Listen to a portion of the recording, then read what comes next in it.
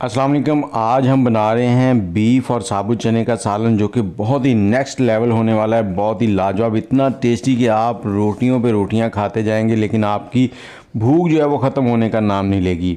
तो चलें इसको बनाते हैं, और आपने कमेंट में बताना है कि आपको ये रेसिपी कैसी लगी। बहुत ही ट्रेडिशनल सी रेसिपी है, लाजवाब।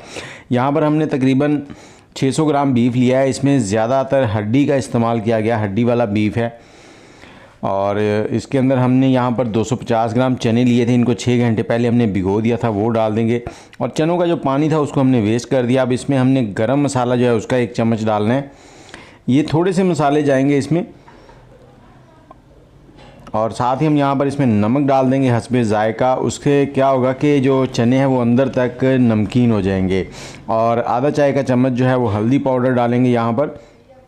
और एक प्याज लेंगे दरमियाने साइज़ का, उसको स्लाइस करके डाल देंगे। बस यही चीज़ें जाएंगी। अब एक चीज़ और जानिए, जो कि है पानी। पानी इसमें डालना है हमने। पानी डालने के बाद हमने इसको ढकना लगाकर प्रेशर लगा देना है। और जैसे ही इसकी सीटी बजना शुरू हो जाएगी, उसके बाद हमने इसको 22 से 25 मिनट पकाना है, क्योंकि चने जो हैं वो थोड़ा टाइम लेते हैं गलने में।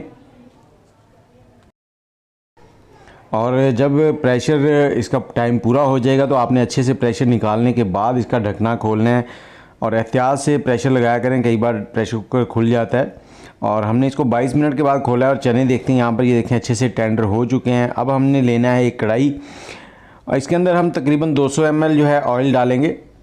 और ये थोड़े से खड़े मसाले हैं, काली मिर्च, दालचीनी, छोटी इलायची, ज़ीरा, लौंग, बड़ी इलायची और 2 तेज़पत्ता है।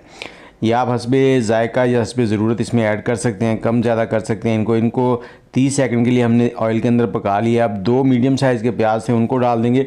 इनको हमने लाइट सा गोल्डन करना है, ज़्यादा हमने इसको गोल्डन नहीं करना, नहीं तो जले हुए की स्मेल आना शुरू हो जाती है। जैसे ही ये थोड़े से लाइट से गोल्डन होना शुरू हो जाएंगे, तो हमने यहाँ पर 2 टेबलस्पून लहसुन अदरक कूटा हुआ लिया है। आप इसका पेस्ट भी ले सकते हैं।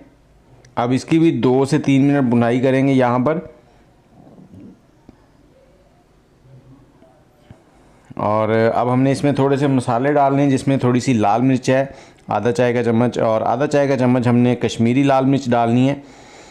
आधा चाय का चम्मच हल्दी पाउडर डालेंगे, और 1 टेबलस्पून भर के हमने धनिया जो है वो कुटा हुआ ऐड करना है। थोड़ा सा पानी डालेंगे, इससे बुनाई हो जाएगी इसकी, और मसाले जो हैं वो जलेंगे नहीं।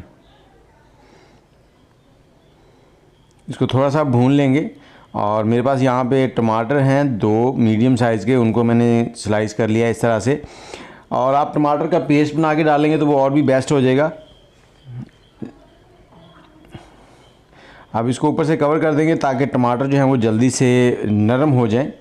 तकरीबन 1 से 1.5 मिनट कवर करके रखेंगे। उसके बाद हम इसमें थोड़ा सा पानी डालेंगे, और इसमें चम्मच चलाएँगे। पानी अगर नहीं डालेंगे तो आजकल गर्मियाँ हैं, तो टमाटर जो हैं वो थोड़े से सख्त वाले आते हैं, जो जल्दी नरम नहीं होते, तो मसाले जो हैं वो नीचे लगेंगे अगर पानी नहीं डालेंगे।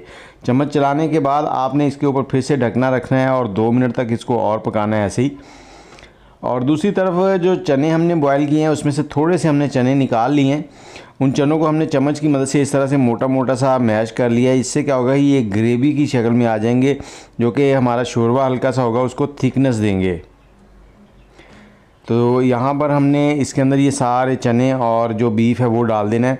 और जब भी आप हड्डी वाला बीफ उसको बॉयल करें प्रेशर कुकर में, तो जो चीज़ें हैं उसमें से वो छन्नी की मदद से निकाल कर जो पानी है लास्ट में, उसको आराम से डालें, क्योंकि हड्डी का छोटा कचरा होता है जो उसमें पानी के अंदर नीचे बैठ जाता है। अगर आप एकदम से सारा पानी उंडेल देंगे तो वो फिर कचरा भी आ जाएगा। अब 2 से 3 मिनट इसकी भुनाई करनी है हमने। उसके बाद हम इसमें पानी ऐड करेंगे, जो हमने यखनी इसकी है। और बीफ डालने से चने का जो जायका है वो बहुत ही लाजवाब हो जाता है। इसको आप नान के साथ या तंदूरी रोटी के साथ भी लेंगे तो बहुत ही मज़ा आएगा। अब ये यखनी जो है इसको आपने आराम से इस तरह से डालना है, ताकि जो मोटा कचरा है ना हड्डी का, वो बिल्कुल नीचे बैठा रहे। ये देखें, ये नीचे बैठ गया है, इसको हमने नहीं डालना आखिर में। अब जो चने हमने मैश किए थे वो भी इसमें ऐड कर देंगे।